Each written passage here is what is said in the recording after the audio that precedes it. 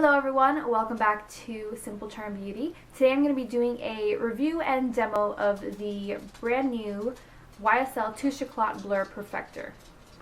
And I got this along with the Touche Eclat Blur Primer as complimentary products through Influenster for testing purposes. And if you don't know what Influenster is, they send, based on your interest, they send products complimentary to you as long as you review them, and I'll leave the link down below if you want to check them out. I already did a review of the Touche Eclat Blur Primer, so I'm going to link that down below. You can put it inside this little black pouch, which I think is pretty neat because it gives it that luxurious feel and high-endness of it. And this is the product itself. Packaging is adorable. It's like a nice light pink, baby pink kind of top. The back is gold packaging, pretty sturdy. When you open it up, there's a mirror there, and here is the product itself. And it comes with a little sponge or poof or whatever you want to call this. So the product itself is also a baby pink color, just like the top. And what it says is this is 0.33 ounces and it retails for $55, so it's a little bit pricey. A Blur Perfector compact that perfects the skin while retaining its luminous glow. Transforms from balm to powder, minimizes look of pores, complexion appears more even, and it is non-comedogenic, ideal for all skin tones and skin types. So this is pretty much universal for everyone. On first glance, after feeling it and applying it to my skin, which makes it feel very smooth on the back of my hand at least, the YSL Touche Eclat Blur Perfector, it feels more like a lip balm. Like, you know, when you take it off, it kind of, you feel that extra, not tackiness, because it's not tacky feeling, but it just kind of sticky when you feel it, but then when you put it to your fingers, it's not sticky feeling at all. This says it can be used in 3 different ways. On this little card here, it says you can apply as an all-over complexion perfector. You can use it to set your makeup, and you can also use it as a mattifying touch-up during the day. I want to see how both of these products work together since they are from the same family, like they're the Touche Eclat Blur Perfectors. So I want to see how they work in conjunction with each other. So half of my face is going to be done with the primer and everything else. The other half is just going to be the Perfector on its own. I'm going to take a little bit of the primer and apply it to one half of my face.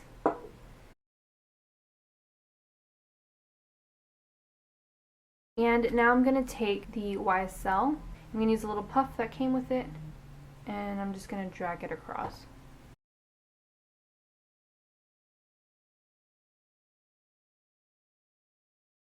So I just did this half with the Blur Perfector, and they both feel the same on my skin. Like, my face feels very soft, feels very smooth. Pores look about evenly done. There's not really much of a change with it. So I just finished doing my foundation. I only set underneath my eyes because I use powder, like I like to use powder for under my eyes just to kind of really set it. But the rest of my face I have not set, and I have not applied any blush yet. I usually leave that for afterwards. On first glance, it almost looks like, surprisingly, the Blur Perfector is a little bit more radiant looking than the primer itself. But it looks like this side has more coverage.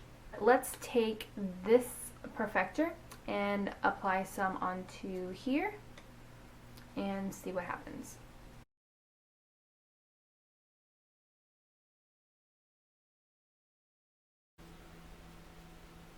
I set my face, and I found a few things that I don't like so far for setting my foundation. First thing I'm going to start off with is my nose. If you can see on my nose here, I started patting it with the puff, and then I kind of just dragged it just to see what would happen, because some people like to drag instead of just blot, and that happened.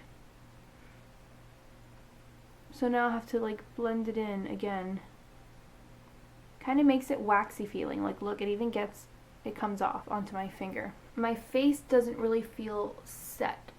I like my face feeling completely soft and smooth and not tacky or anything. And it feels just a slight bit tacky on the cheek especially, and I don't like that feeling, so I have to kind of not touch my face. And I don't touch my face throughout the day, which is good, but the fact that it feels a bit tacky, I don't know what to do. I mean, I like that I still look radiant. You know, I still have that radiant glow to my face, but I just don't like that tacky feeling, and that's going to annoy me throughout the day. From far away it looks nice. Up close, I still see my pores. It's not something that will easily go away. I don't think there's any product that completely erases the pores, but I'm going to test this out throughout the day. It is 12:22 p.m. I'm going to check back in a couple of hours when I think I need a touch-up, just to show you how this works as a touch-up. It is now 1:46, and I feel I look oily, very oily, and it's only been an hour and 20 minutes, so I'm not very happy about that, but I'm going to use this as a touch-up now to see if it mattifies me a bit.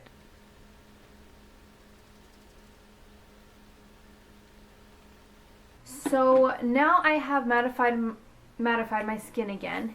It covers up a little bit more, so I'm not as oily looking, but I still have that dewiness. The only problem I have this right now is I would have to touch up every hour, I'm assuming, because I just, you know, I set my makeup with it. Now I am touching up throughout the day, and the fact that I'm oily, I feel like I'm getting oily faster, and it doesn't look as natural. It looks like my makeup is a little bit caked on. I'm going to go to work, and I'll see you later tonight.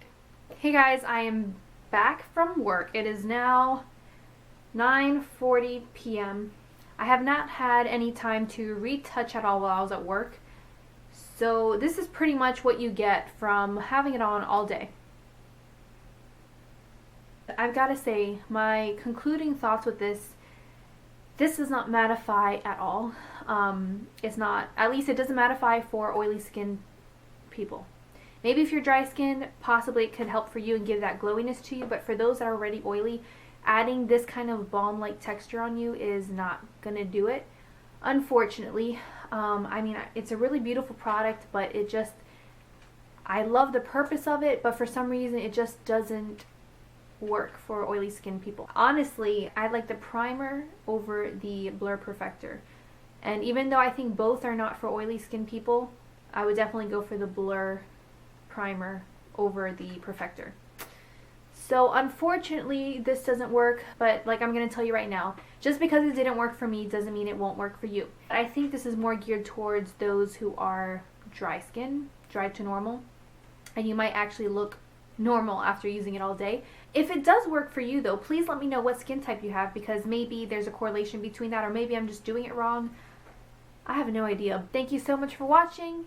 Go ahead and like this video, subscribe down below if you like these type of videos, and I will see you later.